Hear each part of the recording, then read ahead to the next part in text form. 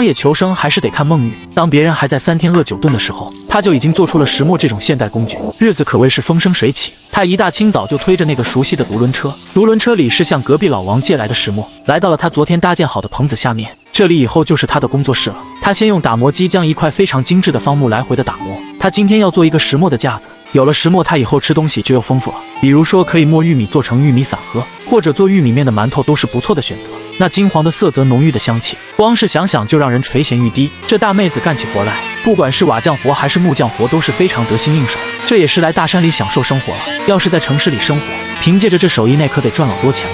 他一根一根的木头都打磨好了以后，就开始做更加精细的工作了。他拿着一根铅笔和直尺在木板上标一些线，想必这就是一会儿组装架子的时候要开孔的位置了。这2根方木他都在同样的地方画了线，果然不出我所料。孟玉拿起一根凿子，然后一手拿着一个棒槌，用力敲打着凿子，将这块方木中间敲出一个孔洞。这根木头因为比较厚，所以他费了好大劲，开了一半以后，他又把方木翻过来，从背面继续开凿，这样的话就比较容易了。然后又在这块方木的2端开出一个凹陷，另一块方木也是在同样的位置。他今天要用这些木头，准确的来说是开好孔的木头，利用我们传统的榫毛结构来组装这个架子。他用一把锯子将那根长的木材的2端锯出一个线，然后再用凿子把2侧多余的木头给剔除掉，形成一个凸起，这样刚好可以卡在刚才的2根方木上。这样搭建的结构用不到一个钉子，完全靠着特殊的榫卯结构嵌合在一起。但孟玉害怕不够结实，他在连接的地方又用电钻打了孔，然后将一根竹签插了进去。因为这毕竟是一个石磨的架子，以后要承接的力比较大，害怕使用寿命不长，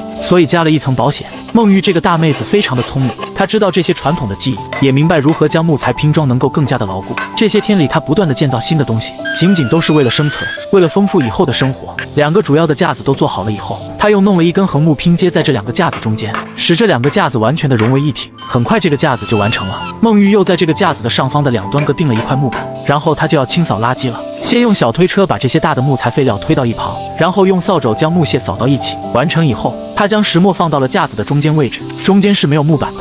他把石磨的底座先放上去，用清水清洗干净。完事以后，把石磨的上半部分也放上去，再将木质的把手敲打进去。这样以后孟玉就可以坐在架子上去做玉米碎了。